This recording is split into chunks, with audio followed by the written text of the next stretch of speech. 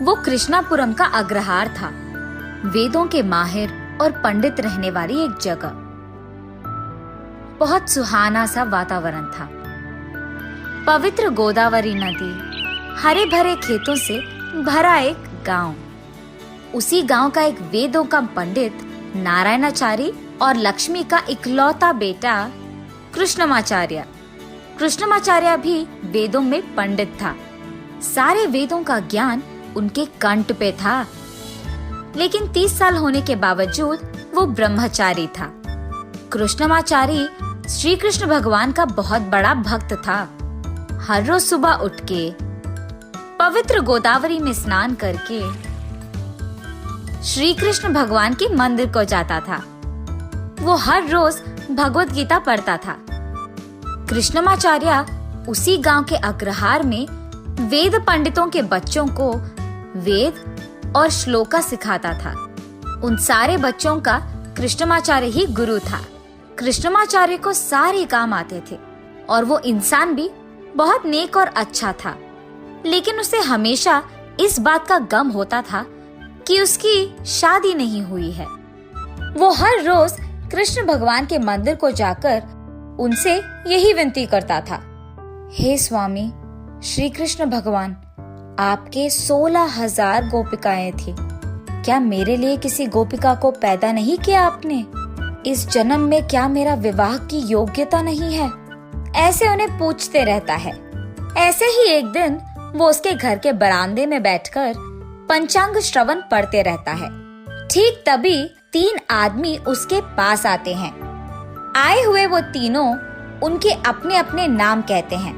साहब, मैं रंगाचारी, मैं रामाचारी, मैं कृष्णमाचारी। ये तीनों कृष्णमाचारी से ऐसे पूछते हैं, गुरुजी, आप हम तीनों को आपके शिष्य बना दो ना। ऐसे विनती करते हैं।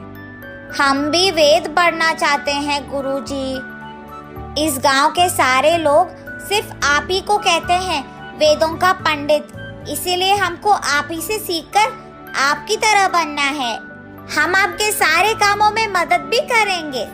ऐसे वो तीनों उस दिन से कृष्णमाचारी के साथ ही वेद पाठशाला चलते रहते हैं। हमेशा कृष्णमाचारी के पीछे ही रहते हुए उनके सारे कामों में मदद करते हैं।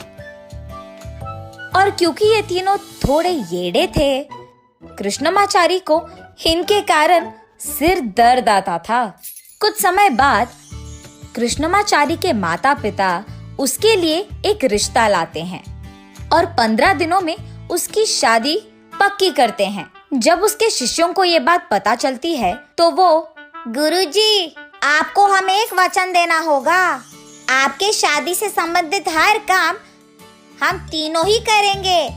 ठीक है, सबसे पहले शामियाना डालो, ऐसे कहते हैं। तब वो तीनों खेत जाकर पेड़ों पे बंदरों की तरह चढ़कर नारियल पेड़ के पत्ते लेके आकर शामियाना की तरह सजाते हैं। शाबाश, शामियाना अच्छा लगाए। अच्छा, अब सुनो, ऐसे ही कल भी मंगनी के लिए हमें अंगूठा खरीदना होगा। तुम तीनों सीधा दुकान आ जाओ। ऐसे कृष्णमाचार्य उनसे कहते हैं। ठीक है गुरुजी। ये कहकर वो तीनों कल सुबह गुरुजी के साथ दुकान की ओर चल बसते हैं।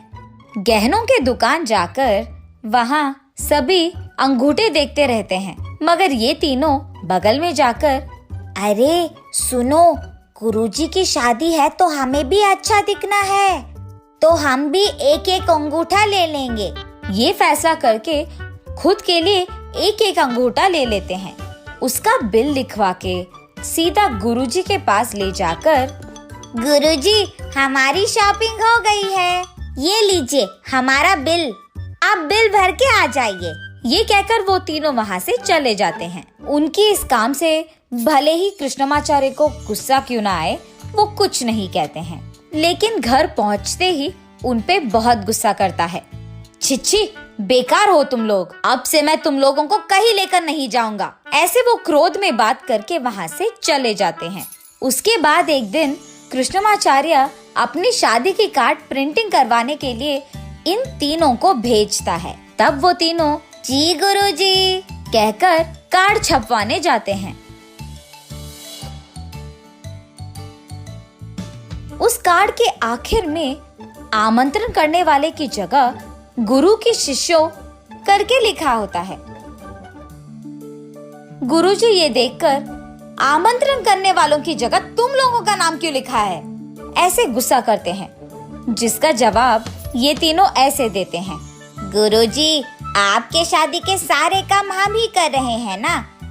वैसे भी जब कोई वहाँ आए तो हम ही उनको लेने आएंगे, इसीलिए हमने हमारा नाम लिखवाया। हाय भगवान, तुम लोग कितने नासमझ हो। तुम लोगों को ये काम देने के लिए मुझे अपने आप को कोसना पड़ेगा।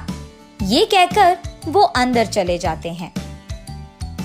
अगले दिन कपड़े खरीदना था, इसीलिए इन तीनों को बिल्कुल ना आने के लिए कहता है गुरुजी।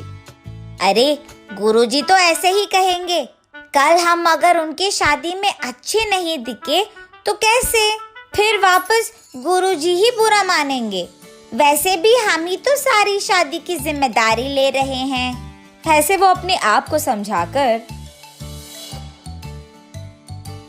गांव में मौजूद कपड़ों के दुकान को जाकर तीनों रेशम कपड़े खरीदकर दुकानदार को, बाबू, हम इस गांव के वेद पंडित नारायणाचार्य के बेटे के शिष्य हैं। वो हमारे गुरुजी हैं। 2 दिन में उनकी शादी भी है, इसीलिए उन्होंने कहा कि हम यहाँ दुकान में कपड़े खरीद सकते हैं।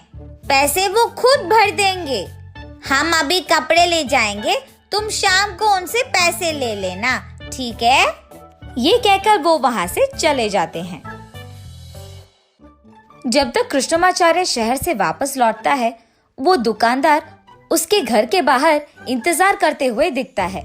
क्या हुआ, आप ऐसे आए? उनके ऐसे पूछने पर, आपके शिष्य हमारे दुकान से कपड़े खरीद चुके साहब। उन्होंने कहा कि पैसे आप दे देंगे। उस दुकानदार और गुरुजी के बीच में हो रही बातें ये तीनों चुपचाप सुनते रहते हैं।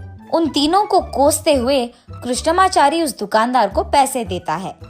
दुकानदार के घर से बाहर जाते ही गुरुजी आ गए, ऐसे कहते हुए वो तीनों बाहर आते हैं। यही पड़े हो तुम लोग, त्रिमूर्ति की तरह तीनों के तीनों ही हो। त्रिमूर्ति तो इस दुनिया को बचाता है, तुम लोग तो मेरा नुकसान कर रहे हो। ना समझ बेकार लोग हो तुम। जब से तुम आए हो मैं सब कुछ खो ही रहा हूँ। गुरुजी के कोसने के बावजूद वो तीनों हाँ ठीक है गुरुजी, ऐसे हंसते हुए बात करते हैं। उसके बाद ये तीनों गुरुजी की शादी नामक एक बड़ा सा फ्लेक्सी लगाते हैं गांव में। कृष्णमाचार्य का नाम भूलकर वो फ्लेक्सी में गुरुजी वेड्स गुरुजी की पत्नी लिखवाते हैं। ये देख गांव के सारे लोग हंस पड़ते हैं। कल सुबह मेरी शादी है, इन तीनों का मैं क्या करूं? ऐसे निराश होता है। आखिरकार शादी का दिन आ ही जाता है। वो तीनों अच्छे से तैयार होकर शादी में हल्ला मचाते हैं। आए हुए अतिथियों का आदर सत्कार करते हैं। शादी धूमधाम से होती है।